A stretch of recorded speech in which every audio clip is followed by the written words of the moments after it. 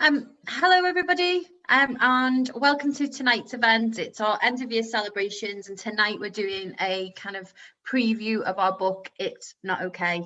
I'm Emma Hume. I'm the programme manager here at Writing on the Wall, and this has been made possible, this whole entire project, through our writer's block, which was set up as an emergency response to the COVID-19 pandemic back in June. So tonight we're going to hear from our wonderful readers. I'm already like full of emotion. We've been back on the Zoom all kind of talking, and it feels like yesterday really that we were meeting every Tuesday and having a good old write and a good old chat. We laughed, we cried, we did all of it, I think. And honestly, I can't explain to you the pride that I've got at this moment. I promised myself I wouldn't get upset, so I won't. Just so that everybody knows how tonight is going to work, I'm going to introduce Margie in a minute, our wonderful writer for It's Not Okay, and then we're going to hear from all of our writers as well. So I can't wait to start off. If you would like to donate, there will be a link in the comment section. All of this is completely free at the moment, and if you'd like to donate to the cause, you're more than welcome to. So, It's Not Okay. It's Not Okay is part of our Watch Your Story programme, which usually works with groups of communities really who have a similar experience. Often that can be a trauma, and we work with them with a professional writer. In this case was the wonderful Margie Mcshane for about 12 weeks. They write, they share. It's very much about the group, and this It's Not Okay was an absolute prime example of what can happen when a group of women come together. Proof that we are actually unstoppable. And then at the end of those 12 weeks, they all submit work, which is then edited with our Liverpool editing company, which we'd like to say a huge thank you to them for all of their hard work. And then we compile a book. And so this book will be printed and ready for you to read in January. But as we're here at the end of the year and we're showcasing some of our amazing talent, we're kind of going to have a soft launch, and we're going to hear from some of those writers. I'm so excited. It's Not Okay looked at what's been happening in lockdown, particularly for women who might have experience of domestic abuse. In lockdown, we saw a report of up to 25% in increases on calls to the police around domestic abuse calls. Many people were stuck inside with their abuser. For many of us, it was an opportunity to look back and reflect in what was quite a difficult time when we were all forced inside. What I found is that writing is absolutely key to how we make sense of the world around us, how we engage with others, how we explore our own trauma, but we also own it, and we stand together and we say, this is my experience, here I am. You're going to hear from some of those women today, but before we get going, I'd love to invite Margie Mcshane on just to say a few words. Margie, as I explained, was our writer on the programme. She's a script writer, a teacher, and just all-round Wonder Woman, really. And I think she keeps trying to get rid of me, but she can't. So let's give a huge virtual round of applause to Margie Mcshane. Hi, Marg. Hi, thank you for that wonderful introduction. You can't get rid of me either. Do you know what's making me laugh? I can see all the girls on the Zoom putting up chats, and I'm like, it's so exciting. So you were our lead writer on this.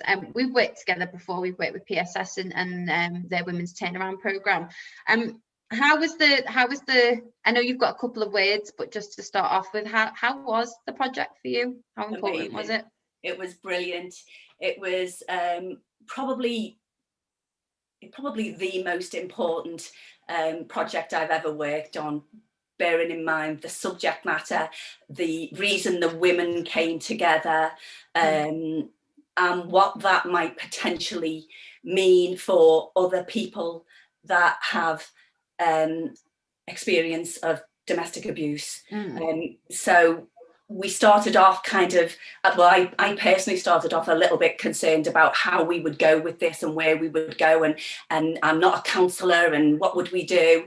And I was absolutely blown away by the way the women responded to every single writing prompt that they were given in completely different ways, and it wasn't all grim, and some of it was hilarious, and some of it was vivid, and some of it was psychedelic, and all of it was bloody brilliant. And so it was the responses that I got that I was completely unprepared for, and the level of support amongst the women in the group that was something too. And they're writing. They were all writers from the beginning. I can remember Donna being like, I can't do this, and then it was about week 3 or 4, wasn't it? And we were like, oh, what? Like, this is just, it felt for me, I mean, I've been doing much more years now, and I've done lots of different projects, and they're all special in their own way, but I think this one for me really highlighted how powerful writing can be, and how it can be difficult, because, you know, I've got a similar experience to the women in the group, and I think they inspired me to turn up, to write, to share, to go away and spend time on it. And you know, it's one thing to turn up to the group, but then actually to do the writing and turn up week after week and share and edit and come back, and you know, yeah, I was blown away. Absolutely blown away. There was a total commitment to it, Emma. Yeah. That was what was amazing, and you rarely get that in a complete group. And people do have lives to live, and other things, and other responsibilities and duties and things that they've got to do. But these women were here every single week, and every week they committed to a writing task in the group, and they went away, rewrote it, redrafted, came back, gave each other brilliant peer feedback, and came up with the most amazing pieces of work. So that was unusual for me to see a whole group commitment like that. Yeah, I think so. And we talk quite a lot about kind of shared experience, and sometimes that's great, and then other times we can have had a similar trauma, but actually our experience is so different. And I think that really gave life to the project. I can remember some of the women saying, one in particular saying, I thought I dealt with that. This happened to me years and years ago, and I thought I dealt with it. And actually, through doing this program, I realized that it has affected me in ways that I didn't realize. And being able to go on that journey together was huge. Anyway, less from me. I know you've got a couple of words to say, so I'll hand over to you. I'm going to stay on screen as promised. Thanks. And then we'll get on to the readings. Thank you so much, Em. I want to thank Writing on the Wall for inviting me to this celebration. It's an honour and a privilege to be here. I also want to thank the wonderful writers who have contributed to the anthology and are here to share their work with us tonight. The words you will hear this evening were written during the COVID-19 pandemic of 2020, during which reports of domestic violence surged by a harrowing 25%. Statistics obtained from UK police reveal that there was one domestic abuse call every 30 seconds in the first 7 weeks of lockdown. Dark days indeed. The writers with us this evening offer a beacon of light in these troubled times. It's been a huge privilege to facilitate the writing journey of these wonderful women. I'm astonished and delighted by their growth, both personally and as writers, and the deep bonds that they formed as a very special group. Their written contributions are always honest, sometimes harrowing, often joyful, and universally written from the heart. I believe that this anthology should be available in every women's refuge in every city. It's a testament to hope and freedom and the indomitability of the human spirit. To the writers involved, I'm immensely proud of your achievements, and I want to thank each and every one of you for sharing your truth with the world. I'll now hand over to Emma to introduce the writers. Mark, you did well there. I don't think I did. I don't think I'm shaping up as well as you are. Absolutely wonderful words. Thank you so much, Mark. Like you said, we couldn't have done it without you, and you led us every week on to the next and made sure that we were comfortable, but we were also kind of challenging ourselves. And I think that's the key to a great writer, that they can listen, they can offer feedback, but they also encourage us to do more. And Margie, you definitely did that. So I'm going to not get emotional, which I already am, and I'm going to introduce our first writer and reader of the evening. It's the wonderful Karen Fletcher. Thank you so much for going first, Karen, and thank you. Thanks, Emma. Okay, so yeah, my name's Karen Fletcher, and this poem is called Choice. Should she return or should she wait? He'd be angry if she was late. Queue at the bar a mile long. Whatever choice, it would be wrong. Rushing, spilling the drinks an hour late. He was seething, oozing hate. His face a thundering avalanche of stones. Uneasiness grew into her bones. Through gritted teeth with an ice cold glare. We're going, he barked through a hard steel stare. His raging brain began accusing. She knew she was heading for a bruising. Nowhere to turn, nowhere to go. Fate had dealt that dreadful blow. He decided the night was over. Led her away like a lamb to slaughter. Into the dark, despairing night, rapid through revolving doors, head bowed down, eyes to the floor. She foolishly followed his furrowed frown. His stark strides just stepped on down. Barely bouncers looked their way. She hoped they'd ask if she was okay. They looked across and held their glance. She held her breath. This was her chance. They looked away and kept on talking. She had no choice but to keep on walking. Sharp, hard, stinging pain to her ear. She stared silently at him and flinched with fear. Spin cycle of thoughts bounced around her head. Don't follow. Tell the men. Run away instead. Strange city, miles from home. In the days before the mobile phone, she had no choice but to follow. Her head throbbed, her body hollow. As he led her to loneliness, the distant voices faded. Her mind was mangled, her body jaded. Inner substance drained from head to toe. She knew she had nowhere to go. She opened her mouth, but it just spoke silence. She was empty, browbeaten, soaked in violence. She'd become the woman with no voice. At this moment, she had no choice. Thanks, oh, Karen. Oh, I don't think I know somebody. Everyone's been in a maybe not quite as extreme as that, but there's so many of us who've been in a situation, and that line, soaked in violence. Oh, just gorgeous writer, gorgeous performer. Thank you so much, Karen. All of us in the group in the Zoom are like, wow, well done, Karen. So it's great to see all of these comments coming through. Up next, we've got Ange. Ange's a little bit nervous this evening, but she's going to do this, aren't we, Ange? We're going to do it together. So can we give a huge virtual round of applause for Angela? Thanks, Emma. I'm going to read 2 poems tonight. The first one's called Magic Box.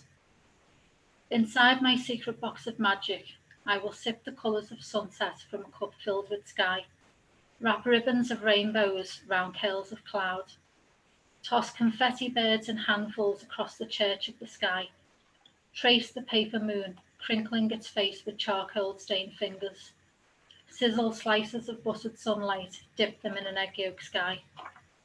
Inside my box of magic I will put knitted threads of autumn, sew silken strands of burnished gold into a jumper to soak my bones in, silver dipped seagulls swirling circles of script across paper pages of sky, the criss-crossed shadow nets cast across the pooled light of my wall, waiting silently for shimmering shells of silver-tipped moonfish, puddles of pooled moonlight spilling soft silver over softly sleeping rooftops. Inside my box of magic I will place blush pink baby shoes, filled with the empty dream of feet dancing to music they will never hear. The softening ache of summer sinking as she soaks in soapsud skies. Houses the huddle hopelessly cowering beneath the brazen stare of the bullying sky. A dress, laced with language, woven with words, ribboned with rhymes and spun from sonnets. I will place inside my magic box the delicate eggshell of my mother's face, cupped gently in my hands. Bottles of Christmas to soak myself in, tipsy tinsel tickling my toes. The tangerine tang of sunlight, tingling taste buds on the tips of tongues that taste the evening light. My grandmother's eyes, like pieces of shattered sky. Cups of splashed sunlight shared on bright blue mornings, sprinkled with sugared love. The tattered teddy I tell tales to, whispered secrets beneath blankets of stars to button eyes that know no better. My magic box will be light as air, heavy as grief. Things I will leave out of my magic box. You. And the second one is The Wild Inside. The wild inside can't forget. She remembers every last thing. The wild inside watches as you leave her body like a burst bin bag, pain spilling out all over the carpet. Lying like a disjointed doll, she gleams pale in the watery sunlight. The wild inside tucked her pain behind her eyes and folded it inside her heart. She stuffed her voice down the back of her throat while you battered through the paper-thin boundaries that held her together. You split her open, wide, an open wound, stuck pins in the places you conquered, marking your territory. The wild inside won't be tamed, though. I feel the fluttering of her wings unfolding between the bars of my ribs, a cage too flimsy to hold her inside.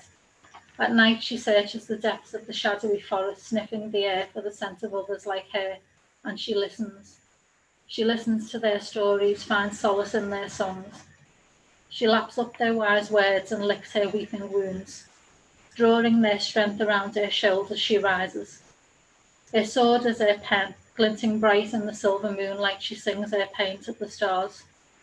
Rising from out of the darkness, her howl could split the sky open. She is feral, she is fierce, she is warrior.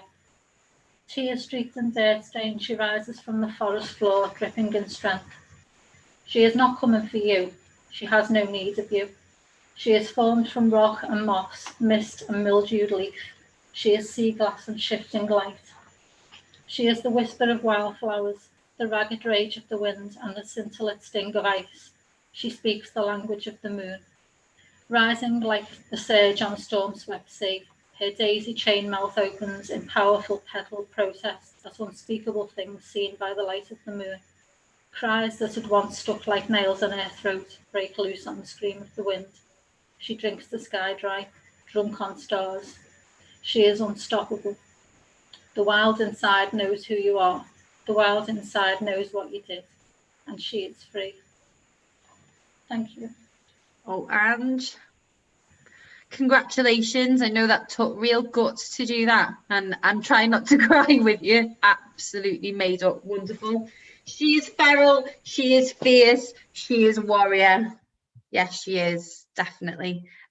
Big, huge round of applause for Ange. That took some guts and I'm beyond proud. Next up, we've got the one and only Donna Smith. Let's give Donna a big, huge virtual round of applause. Come on, Hi, Donna. Emma. Hi, everybody. My name's Donna Smith, and I'll be reading 2 poems, My Magic Box and Freedom. And I'll try not to cry. It's all right if you do, Amir, remember. My magic box.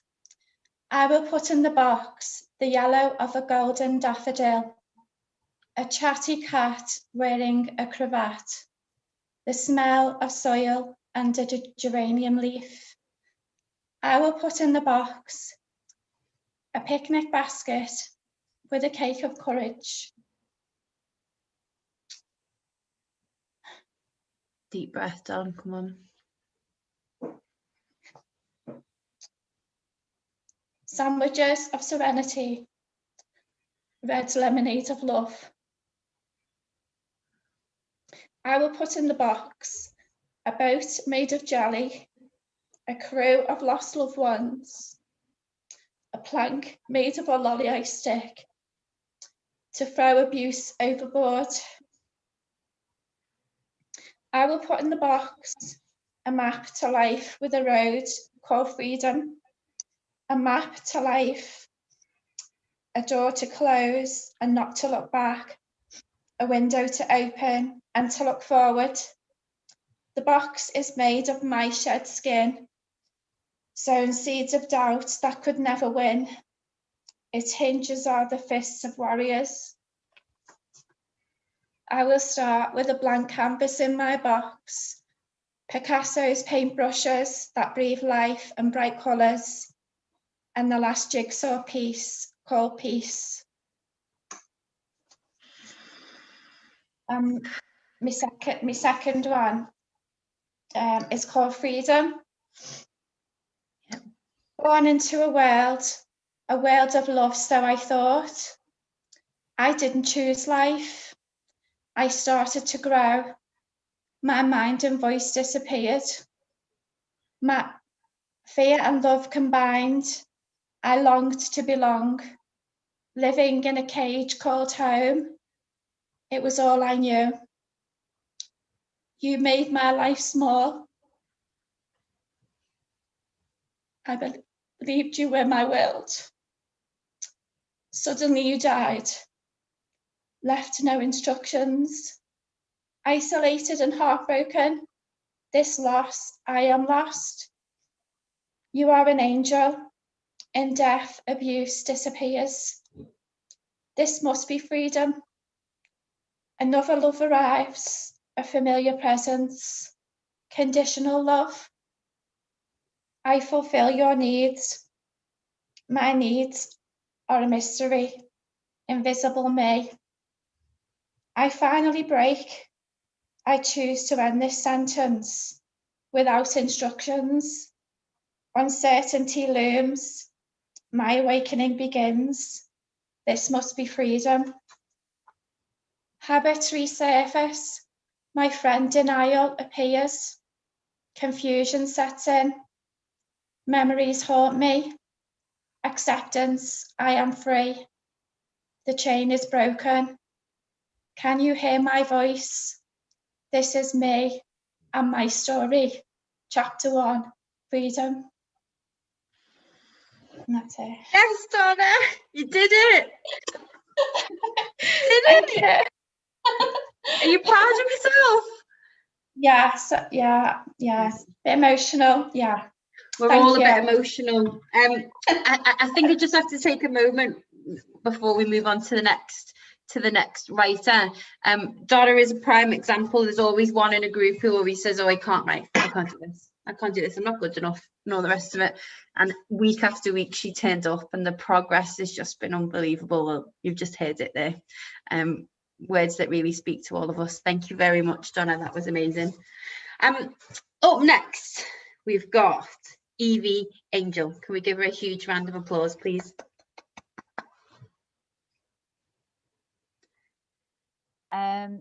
My name's Evie Angel, and I'm going to read a poem called She. She was a mix of magic and mental health, wanting to be Susie Sue, Nico and Patti Smith Cool, with psychobilly hair, wearing handmade dresses made from 1950s curtains from charity shops in Liverpool. Not even trying to fit her shiny star-shaped self into the square boxes others wanted to put her in. She was her own kind of ugly beautiful, held together by punk music and paganism. She shone far too brightly for some. Was it the hurt in her eyes or the wide open heart worn outward on her baggy cardigan sleeve that he saw first? Because she didn't have to dig too deeply to reveal her pain. It showed just above the surface of her self-harmed skin and eating disordered bones. Her wide smile and wild child eyes couldn't hide what she felt inside. Her easy prey victim light shone bright, damaged goods written in big neon letters above her head for all to see. She became a sanctuary for those undeserving of her fairy tale. Already bloodied and bruised by life, she lost herself in the confusion of love, lust, and loyalty, trapped in a cage made of fear and self-loathing. Her broken home heart still unmended, and it felt to her that it never would be. Her free spirit was soon caught in a stranglehold. She became less than whole, barely surviving the suffrage imposed, in a one-way street marriage, abused and controlled. Her wounded soul called upon every ounce of her resilience and strength to save her from ending this love and hate life with a head full of despair and a handful of pills. The maiden mother crone energies inside her rose, reigniting the flame of her being, nearly extinguished. Hope restored, she escaped his storm, switching on her goddess light with a vow made under a moonlit sky to never dim her shine for anyone else ever again. The lost little girl grew into the wild-hearted woman she was always meant to be, a survivor set free. Her altar destroyed, she found another altar to worship, herself, performing a ritual under a new moon with crystals fully charged, to take back her power, to take back her life, to take back control, to take back her light, to save her shattered spirit, to heal her body and mind, because as much as he wanted to, he could never kill her magic. Thank you. Oh, Evie. I'm all about the magic, you know I am. Congratulations. You kind of kept us, you were always honest, you always shared, and you kept moving us forward, and yeah, I feel very emotional about that. Never let anyone dim your shine. That's what we need to say to all the young girls across, and boys across the country. Thank you so much. That was amazing. Okay, I need to take a breath here. I think I'm starting to get a bit like, whew. Up next, she actually had a video of her work put out onto Facebook and Twitter yesterday. So we're going to give, so you can have a look at that and share it if you want to. And we're going to welcome next is Laura Lee Mains. Hi, Laura. Hello, I'm Laura, and I'm going to be reading. I'm going to start with a piece that I called Trapped. Well-traveled man and easy spoken, we shared our favorite songs and inside joking, shared a kiss and drinks and smoking. Time flies and it's back to our lonely lives. Again we met for stories, shed our clothes and morning glories. If you'd please stay, he swore he would never hurt you. So of course you'll stay. Surprise, now there's a baby. Take this ring. Will you say yes or no or maybe? And then it starts on the day he claimed he would love only you. What did you do? Oh God. His act was just amazing. Now the tears on cheeks are chasing the fact that his broken promises never faze him, and it's a mess. To know your love is not enough to fix something that wasn't love. And all the things you dreamed are not what they ever seemed, and you can't go back. And then the next piece is called Hostage Situation. Love is not meant to be a hostage situation. It should make you feel safe. You can't kidnap people with broken promises. You can't aim your anger at their temples and demand that they do what you want. When you ask to love a woman with children, they come as a set. You don't get to say you'll send them away because you want her all to yourself. They aren't complications. They aren't insignificant. Maybe you don't have the sense enough to care about them, but she does. She would die for them. You don't get to tell her to choose between the one she had before you or the one you made together. She'd never pick because they are her world. You told her to choose this or that. Stay with you or get the fuck out. Love should never make you pick your place. It should sit with you. You can hide inside yourself if you want, but it's not going to last forever. You need to give up because you are surrounded. Everyone will know you terrorized them, that you threatened them and felt no remorse. Love doesn't come from that. It doesn't come from fear. It comes from patience and respect. You want something that you didn't deserve, so you just tried to take it. They will all say that you were such a nice guy, that you smiled and waved by your car on the way to work every morning. It will be a shock to learn that you aren't anything like you pretended to be. Love should never negotiate with terrorists. It should set you free. You'll have to come out with your hands up. And that's it.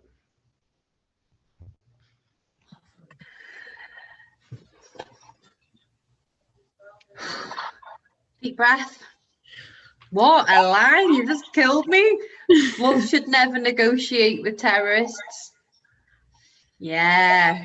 I love that. And it just again highlights the emotions that we went through, doesn't it, Laura? We went from crying to being so angry and having that kind of like, you won't do that. And that second poem for me is a real stand up and say, hang on, this is not love.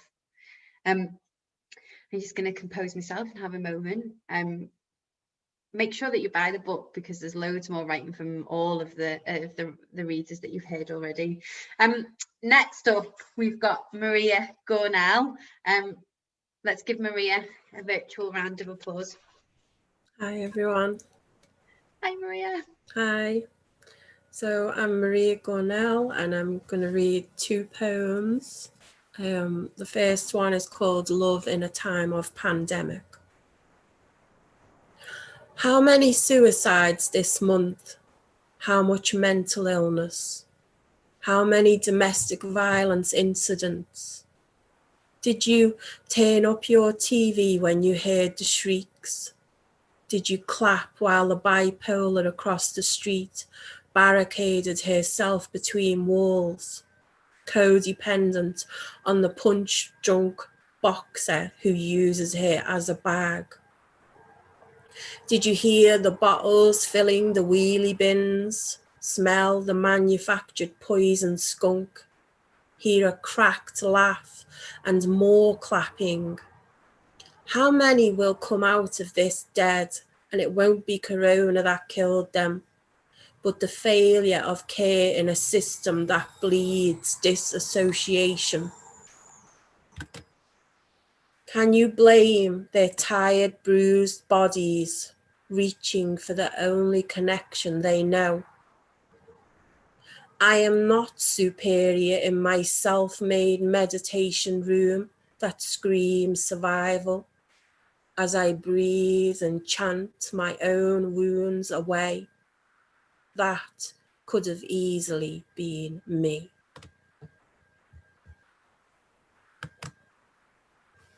And the next one is called I Travel. I travel within the crevices, dark caves of an innocent heart, past broken threads, blocked veins, black curdled blood, fight or flight senses towards a gateway, some escape from this purgatory, past demons, abusers, lovers, and failings. I travel, brave heart, warrior princess, alert antenna, willingness to heal 40 plus years of carrying trauma. I travel, deep within, I find her, sweet lonely child, beauty unraveling, loveless, languishing between whales, abandoned. I travel back to her courage, dancer of grace, smiling faceless, reunited with body and soul, back through raging fires, torrential storms, ferocious winds, deep rooted past skeleton bones into crystallized earth, through tunnels screaming to be unchained, into calm waters, feet dangling, carefree. Laughter is the sound mingled with waterfalls, nature, and a heart beating with love. We travel back to peace.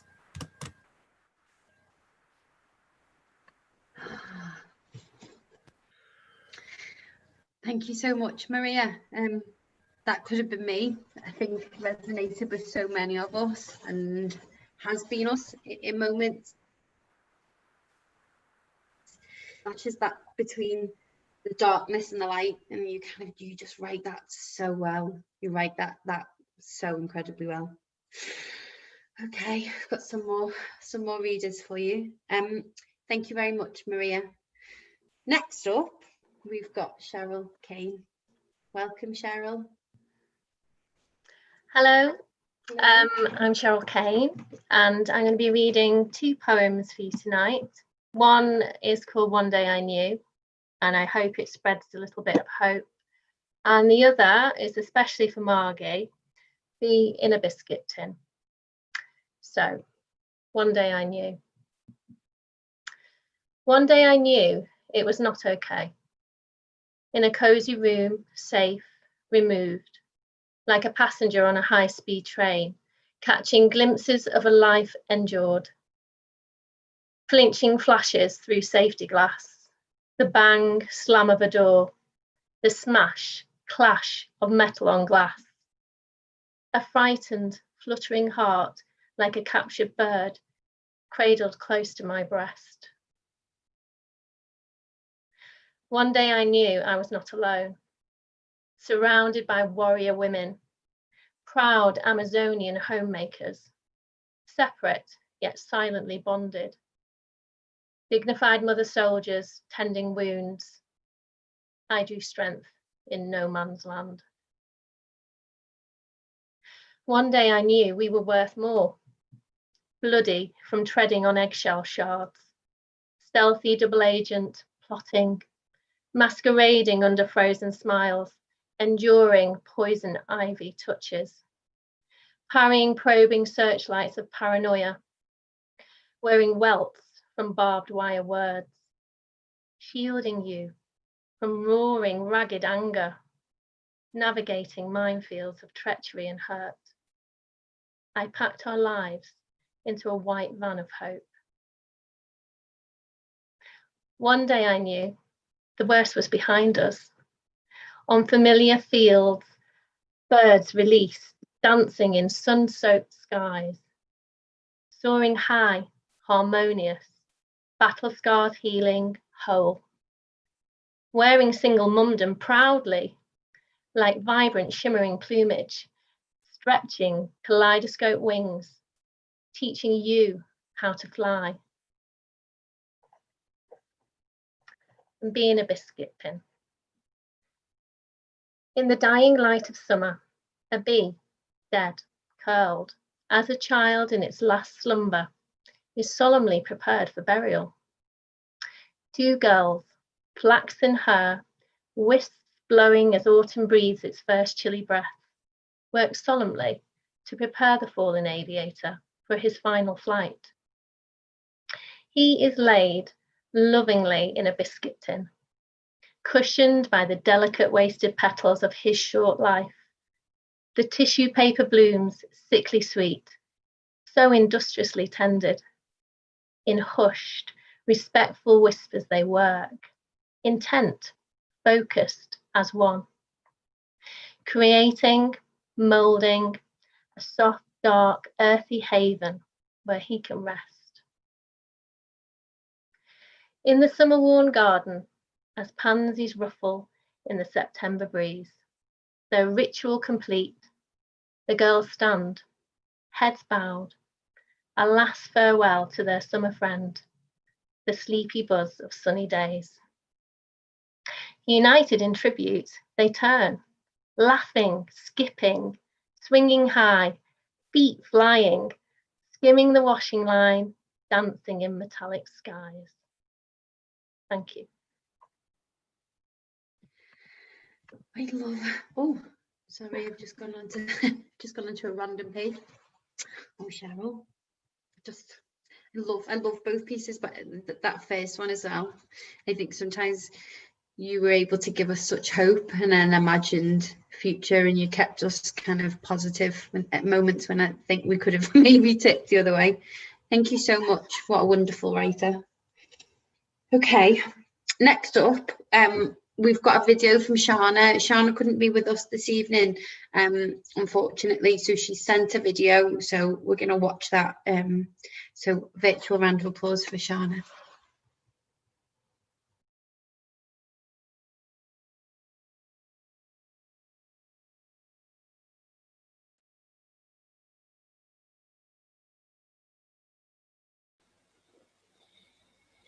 Trapped by Shana Begum.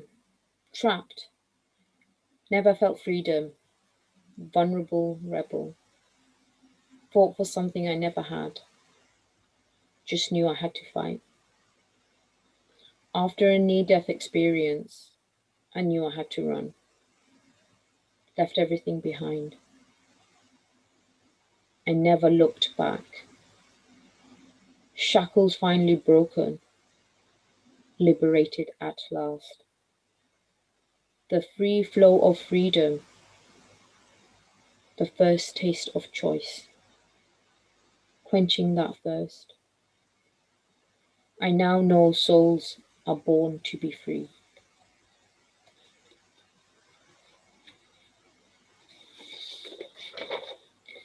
Mickey Mouse's Hand by Shana Begum.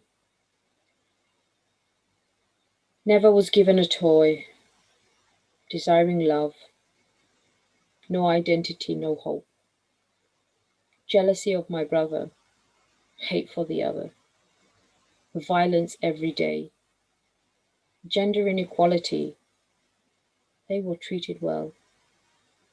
Mickey was the toy for him. School was my sanctuary, feeling I matter, observing all the others. Never had a voice back then. Bullies made her cry. My responsibility. Feeling fear and hopelessness. I need to help her. Tolerating my normal. The toy was broken garbage. Looking through the bin. I rip off the broken hands. Creativity alive. That is all I had. I made a scary weapon. The next day in the playground, I swung the hand high. I chased those bullies around. They cried and begged me to stop. Their eyes of despair. Never did they touch her twice. My reputation was born. Unpredictable. Fierce little warrior. The Da by Shana Begum. Every time I looked at the door, it reminded me of that time. I resented him so much. I resented her also. that weak woman.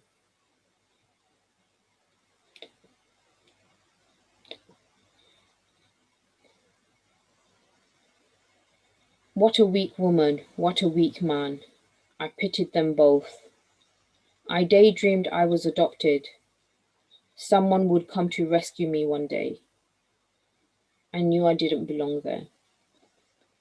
That day we were all barricading the door. He tried to hack it down. My younger sister stared out the window, pretending it wasn't happening. My elder sister looked after my youngest brother, holding him tight. My eldest brother and sister number 3, holding the door tight. Hack, hack, hack. The door was hacking through. I couldn't stop shouting at her, "Leave the fucking bastards, you have us." Her battered face, her eyes looked through me as though she couldn't hear my screams. Rage shot through me. I wanted to kill him. She sat weak, barricading the door with us. In such a daze she was. Every push the door went back and forth, hack, hack, hack.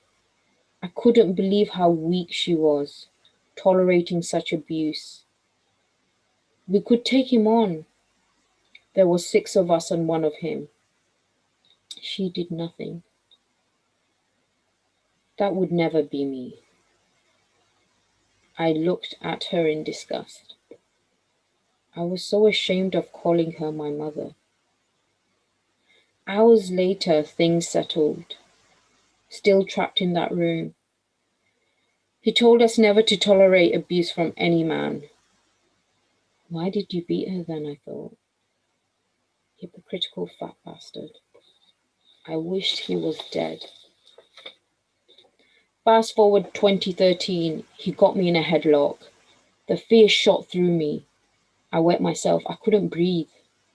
My eyes felt as though they were popping through my sockets.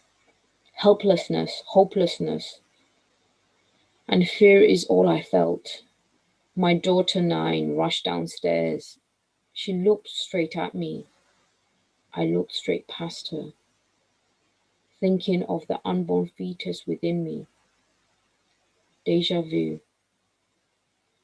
Then it all stopped. It's okay, baby. We were just play fighting. That look on her face, it wasn't hate and anger. Her face was concern and worry. Never would I judge my mother again. Thank you.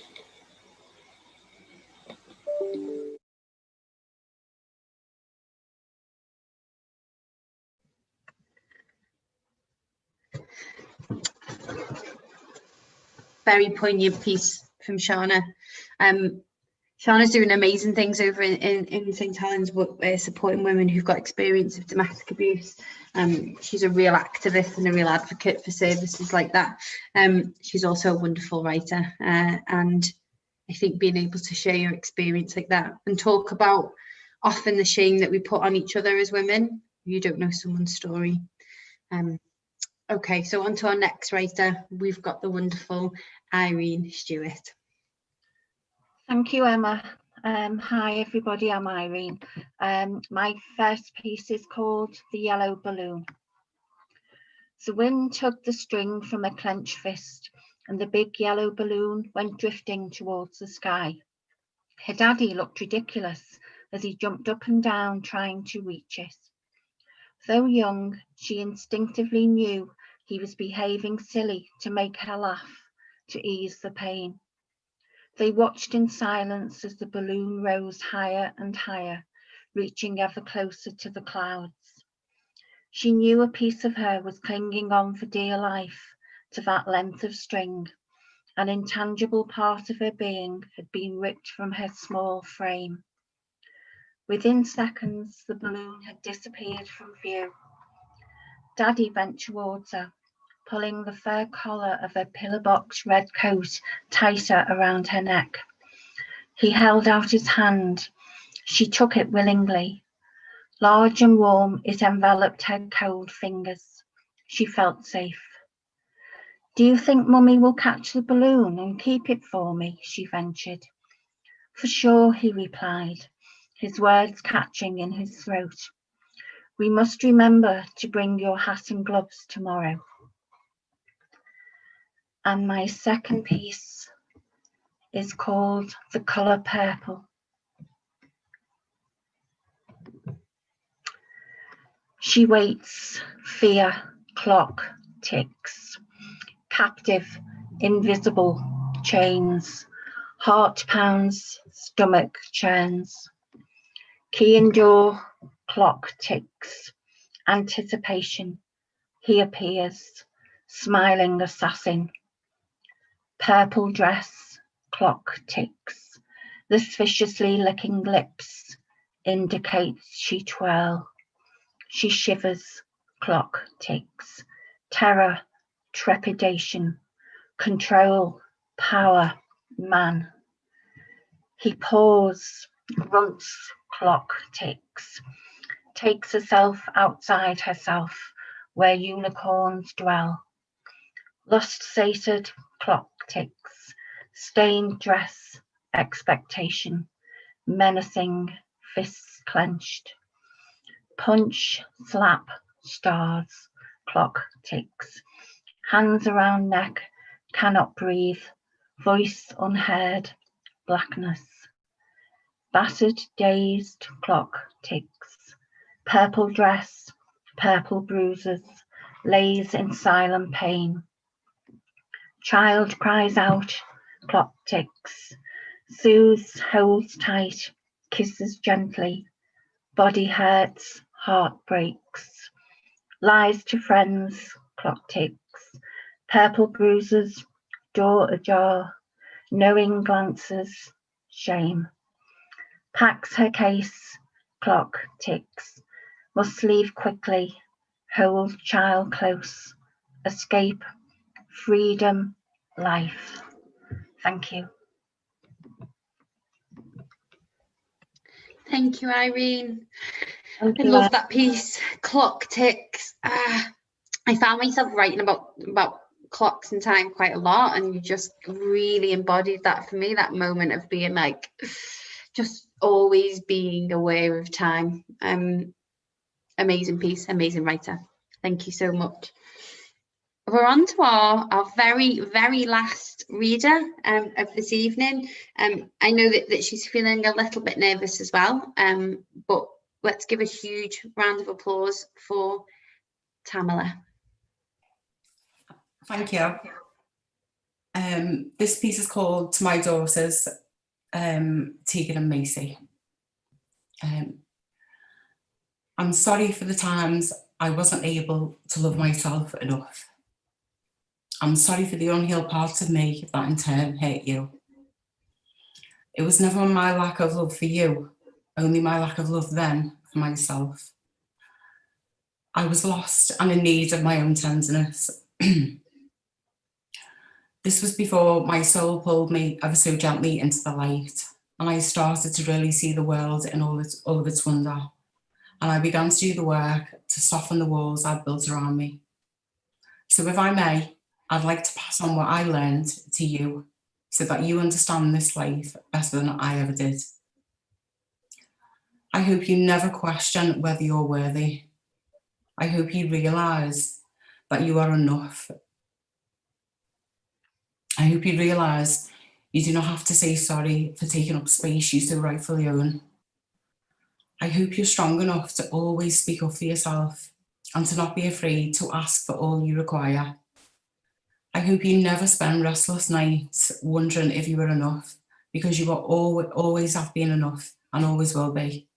You are magnificent in all of your glory. You are enough for the right people, those who see you for who you really are. You'll come to realise that good people will champion you, but you deserve to know that some people aren't going to stick around for you, and that's okay. It isn't an indicator of your worth as a human being, but of theirs. There will be those who come out of the darkness to try to steal it from your heart. Be wary and stand strong. If you don't want them to feature on your pages, they were never meant to have a chapter anyway. You are enough for the right people worthy of your true love. You are magnificent in all that you do. Unfortunately, your heart will break, but you'll have the power to put it back so diligently. Don't fret, I know you're immense in power. And you will overcome adversity you encounter.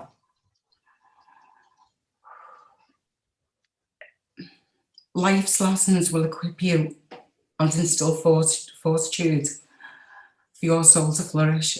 Never put yourself second to anyone. Never doubt your splendour.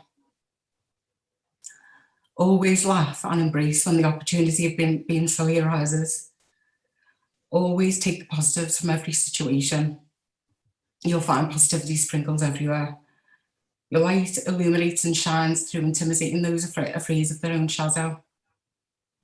But rest assured, like moths drawn to a flicker, the right people will always surround you.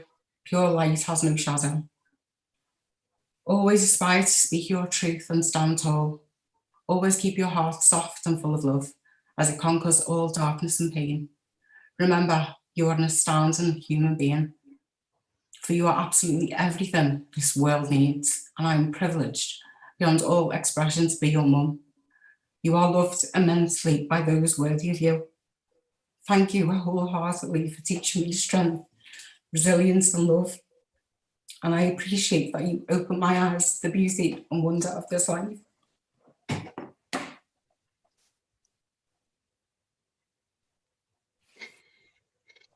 You okay? Yeah, good. Absolutely wonderful.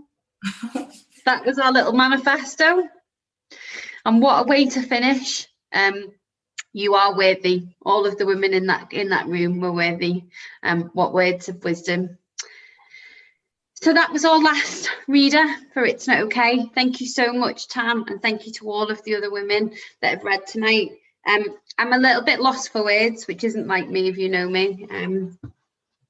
I think that projects and work like this are critical because often when experience like this happened to women and men that were silenced, or we're told that that's not how it really happened, or you're too strong, or you're too meek, or you're too mild, or you've got too much to say for yourself. And I think that we all came together and said this is an experience that can't continue, and we wanted to make a stand against it.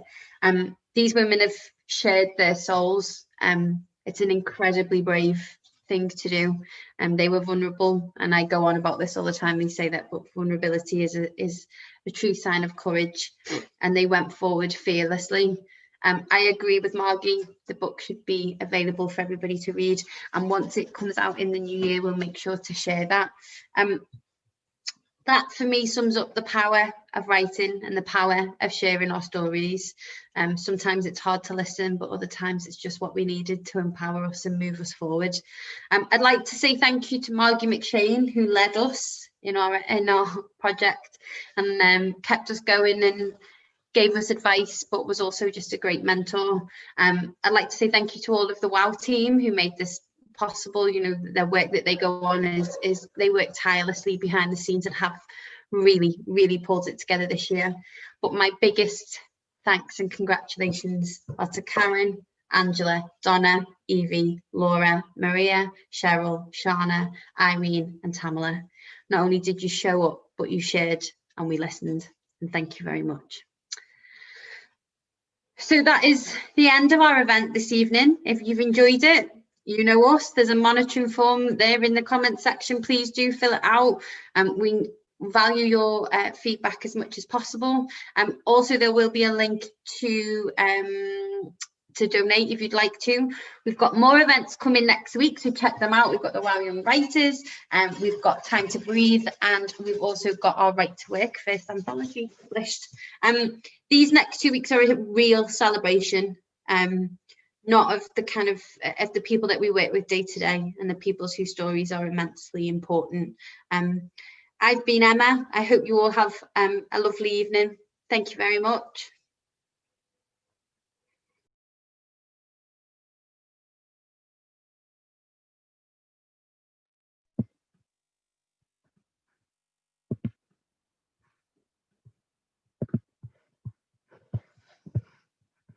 can't get off.